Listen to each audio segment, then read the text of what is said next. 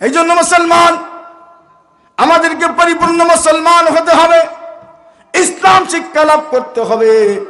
ও বন্ধু, দুনিয়া পরীক্ষার জায়গা।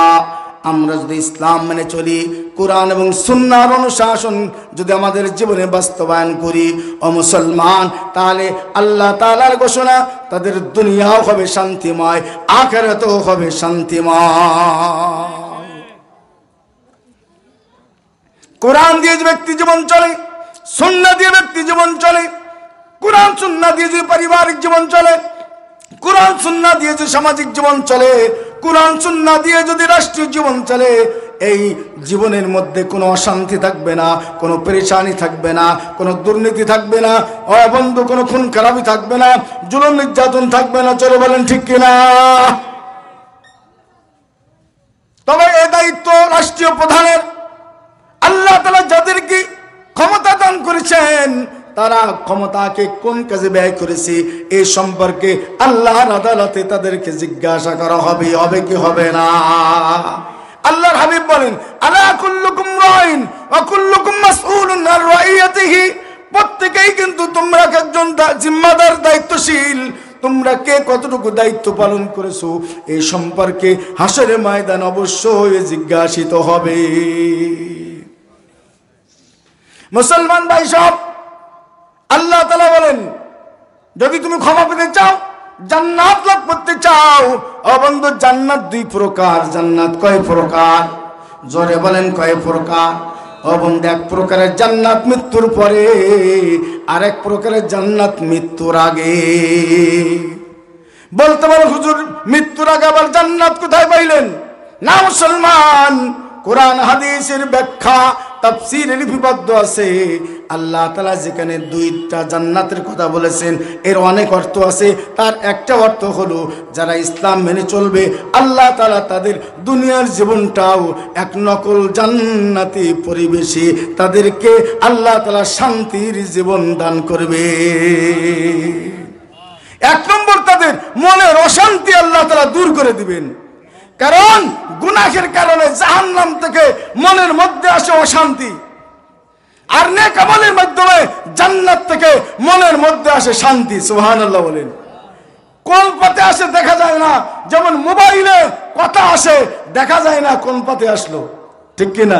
ছবি আসে দেখা যায়, দেখা যায় না। টেলিভিশনের মধ্যে কোন পথে ছবি আসে, কথা আসে দেখা যায় না। তদ্রূপ মানুষের অন্তরের মধ্যে জান্নাত থেকে মজা আসে, জাহান্নাম থেকে অন্তরের মধ্যে অশান্তি আসে, এটাও দেখা যায় না। তবে এটা বাস্তব, বাস্তব, বাস্তব। যারা জীবনে গুনাহে লিপ্ত, পাপে লিপ্ত, তারা যতই সৎ কাজ করুক, ভালো কাজ করুক, এদের মনের অশান্তি কোনোদিন দূর হয় না। কারণ তারা ওই যে পাপে লিপ্ত আছে, এই পাপ আর গুনাহের কারণে জাহান্নাম থেকে তাদের কলিজার মধ্যে, কলবের মধ্যে, হার্টের মধ্যে, অন্তরের মধ্যে অশান্তি আসছে, অশান্তি। এর এসি ঘরে থাকে, এসি বাড়িতে থাকে, এসি অফিস আদালতে থাকে, তারপরেও ওই এসিতে তাদের দেহকে শীতল করে, কিন্তু মনের অশান্তি দূর করতে এসি ব্যর্থ, মনের অশান্তি দূর করার ক্ষেত্রে। এর জন্য আমাদের করণীয় হলো আমরা মুত্তাকি হয়ে যাব। কি হয়ে যাব বলেন? আল্লাহ তাআলা বলেন, উইদ্দাতিল লিল মুত্তাকিন।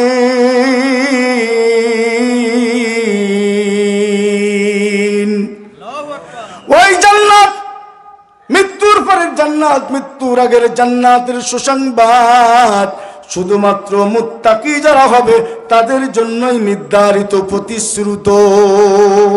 জান্নাতে তারাই যাবে যারা মুত্তাকি হবে। জোরে বলেন কি হবে? আল্লাহ তাআলা এবার মুত্তাকি কারা তাদের বিবরণী দিচ্ছেন। সংক্ষেপ কথা, এক নম্বর আল্লাহ তাআলা বলেন, আল্লাযীনা ইউনফিকুনা ফিস সাররাই ওয়াদ দাররা। যারা ধনী হোক আর গরিব হোক, আল্লাহর রাস্তায় ব্যয় করে। সুবহানাল্লাহ বলেন। ধনী হোক আর গরিব হোক, আল্লাহর রাস্তায় মাল খরচ করে, ব্যয় করে। মুত্তাকিদের এক নম্বর গুণ আল্লাহ তাআলা এখানে বললেন। দুই নম্বর, ওয়াল কাযিমিনাল গায়দ, যারা রাগ হজম করে। কি করে? হে বন্ধু, দেখবেন যাদের রাগ বেশি তাদের মনের মধ্যে কখনো শান্তি থাকে না। আল্লাহ রাসূল বলেন, যে ব্যক্তি রাগ হজম করতে পারে আল্লাহ তাআলা সঙ্গে সঙ্গে তার কলবের মধ্যে জান্নাত থেকে এক অজানা শান্তির বাতাবরণ কায়েম করে দেন। সুবহানাল্লাহ। মালা আল্লাহু কলবাহু বিল আমনি ওয়াল ঈমানা। যে রাগ হজম করতে শিখেছে, রাগ হজম করতে শিক্ষা লাভ করেছে, রাগ হজম করার দীক্ষা নিয়েছে, সে রাগ হজম করে আর মনের মধ্যে জান্নাতি মজা লাভ করতে থাকে। আমাদের মধ্যে তো রাগ টাগ নাই, আছে? রাগ আছে আপনাদের মধ্যে? হ্যাঁ, রাগ আছে বলেই তো আর ভাবির সঙ্গে ঝগড়াঝাটি, মারামারি, হ্যাঁ, কাটাকাটি, তালাক, এমনকি বেশি রাগ হয়ে গেলে শাশুড়িকেও তালাক দিয়ে দেয়, ঠিক কিনা? শ্বশুরকেও শুদ্ধ তালাক দিয়ে দেয়। আছে কাছে না বলেন? কিন্তু যারা রাগ হজম করতে শিখেছে, ও বন্ধু, নিজেও শান্তি পায়, নিজের আশেপাশে যারা আছে তারাও শান্তি পায়। কিন্তু যাদের রাগের রোগ, নিজেও শান্তি পায় না, নিজেও অশান্তিতে ভোগে, আর আশেপাশে যারা আছে তারাও সবসময় অশান্তিতে ভোগে। কথা কয় না? তার কথায়, তার ব্যবহারে অন্যরা সবসময় তটস্থ থাকে, ভীত সন্ত্রস্ত থাকে, সব সময় তারা অশান্তিতে থাকে। কিসের কারণে? রাগের কারণে। আল্লাহ তাআলা বলেন, ওয়াল কাযিমিনাল গাইজ, মুত্তাকি, জান্নাতি তারাই যারা 1 নম্বর দান করে, 2 নম্বর রাগ হজম করে, 3 নম্বর ওয়াল আফিনা আনিন নাস, অপরাধীকে মাফ করে দেয়। কি করে মাফ করে দেয়? কি করে মাফ করে দেয়? আপনার বিবি আপনাকে কষ্ট দিল, এক কথার জায়গায় 2 কথা, 2 কথার জায়গায় 10 কথা শোনাই দিল, দেখে দেয় না? এখন আপনি যদি রাগ হজম করে তারে মাফ করে দেন, হ্যাঁ, বুঝাইতে হবে, কিন্তু রাগ করে তাকে কষ্ট না দেওয়া, তালাক না দেওয়া, বলে উল্টো পাল্টা করবো তো আমি রাগ করবো না। ও বন্ধু, রাগ 2 প্রকার। এক প্রকার রাগ ব্যক্তি স্বার্থে আঘাত লাগলে রাগ, আর এক প্রকার রাগ আল্লাহর হক নষ্ট করলে রাগ। যদি আল্লাহর হক নষ্ট করে তাহলে অবশ্যই রাগ করতে হবে। যে নামাজ না পড়ে, বেপরদা চলে, মোবাইল নিয়ে পড়ে থাকে, পরকে লিপ্ত হয়, আরো কত অন্যায় আছে, ওই সময় রাগ করে লাগবে কি লাগবে না? ইসলামের উপর আঘাত আসলো, আল্লাহর নবীকে গালি দিল, কোরআন নিয়ে ক্রিটিসাইজ করলো, টুপি দাঁড়িয়ে নিয়ে ক্রিটিসাইজ করলো, করছেই করছে না, এই সময় রাগ করা ফরজ। কিন্তু আপনার ব্যক্তিকে যদি কেউ আঘাত দেয়, ওই সময় রাগ করা হারাম, রাগ হজম করা ফরজ। সুবহানাল্লাহ বলেন। এই হুকুম কার? রাগ কে দিয়েছেন? আবার হজম করার নির্দেশ কে দিয়েছেন? চোখ কে দিয়েছেন?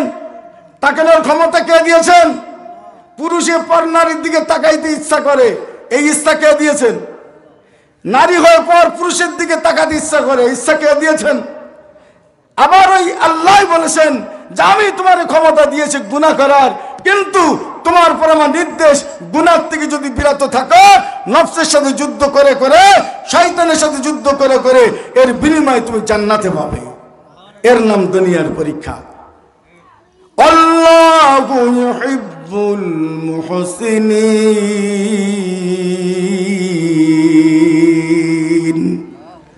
আল্লাহ তাআলা ইহসানকারী, দয়াকারীকে ভালোবাসেন।